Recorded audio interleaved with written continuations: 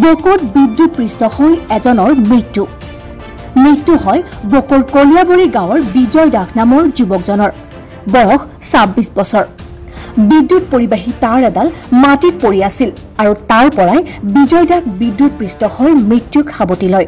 স্থানীয় ৰাইজে ঘটনাটো গম পাই বিজয় দাসক ততাতৈয়াকৈ বকো প্ৰাথমিক স্বাস্থ্য কেন্দ্ৰত ভৰ্তি কৰায় যদিও চিকিৎসকে মৃত বুলি ঘোষণা কৰে।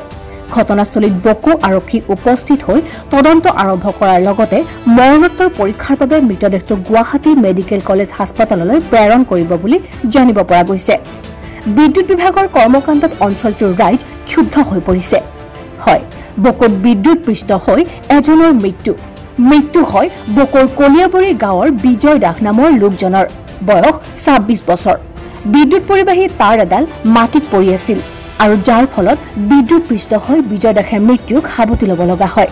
স্থানীয় ৰাইজে ঘটনাটো গম পাই বিজয় দাসক ততাতৈয়াকৈ বকো প্ৰাথমিক স্বাস্থ্য কেন্দ্ৰত ভৰ্তি কৰায় যদিও চিকিৎসকে মৃত বুলি ঘোষণা কৰে।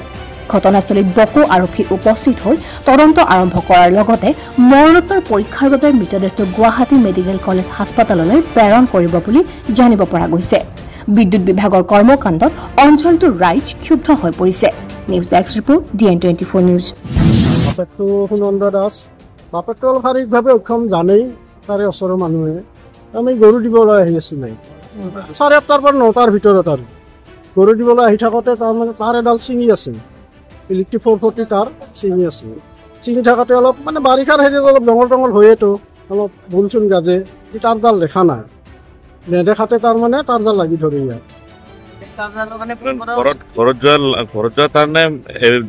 হেৰি তাৰে এইটো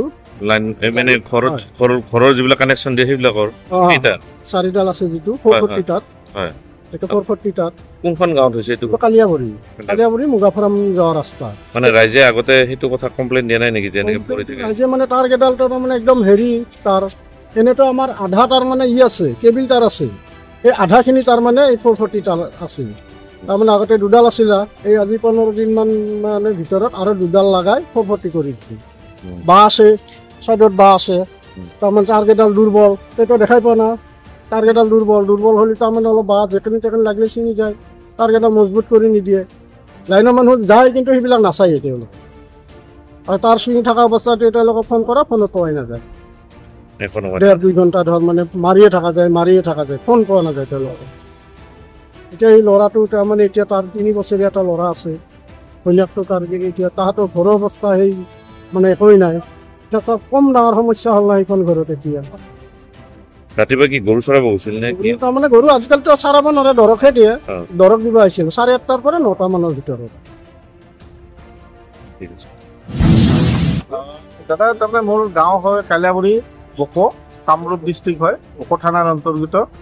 আৰু ৰাতিপুৱা মানে যিজন মানে ব্যক্তি ঢুকাইছে আজি ৰাতিপুৱা হয়, মানে সেইটো মোৰ নিজা ভতিজা হয়, মানে নাম হ'ল তেখেতৰ বিজয় দাস। তো ৰাতিপুৱা আমি গৰু দিব গৈছিলোঁ, গৰু দি অহাৰ পাছত গা পা ধুই কেনে অলপ পূজা পাঠ কৰি উঠাৰ পাছত ওলাই আহি গম পাওঁ যে মানে মোৰ বিজয় দাস মানে মোৰ ভতিজাটো মানে লাইনৰ শ্বৰ্ট লাগি কেনে ঢুকাল বুলি। লাইনৰ শ্বৰ্ট মানে কেনেকৈ লাগিল মানে বহুতে মানে তাতে যিবিলাক মানুহে দেখা পাইছে তেওঁলোকে কৈছে মানে মোটামুটি আধা ঘণ্টাৰ ওপৰত মানে সি লাইনৰ শ্বৰ্ট খাই তাতে পৰি আছিল।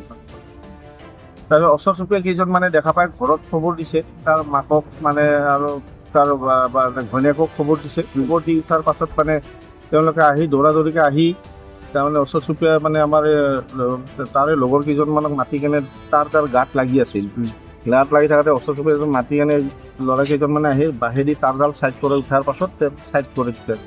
কিন্তু সেইখিনি সময়লৈকে মানে তাৰ হাত এখন পূৰা ঝুলি কলা হৈ গৈছে, আৰু এইটো পেটৰ এটা চাইডে অলপমান ঝুলিছে। তাৰমানে মানে একেবাৰে মানে গৈছে 90% গৈছে, 10% কিবা কৰি বাচি আছিলে। কিন্তু আহি বকো মেডিকেল পোৱাৰ লগে লগে মানে ডক্টৰে ডিক্লেয়াৰ কৰি দিল মৃত্যু ঘোষণা মানে হোৱা বুলি ঘোষণা কৰি দিছিল।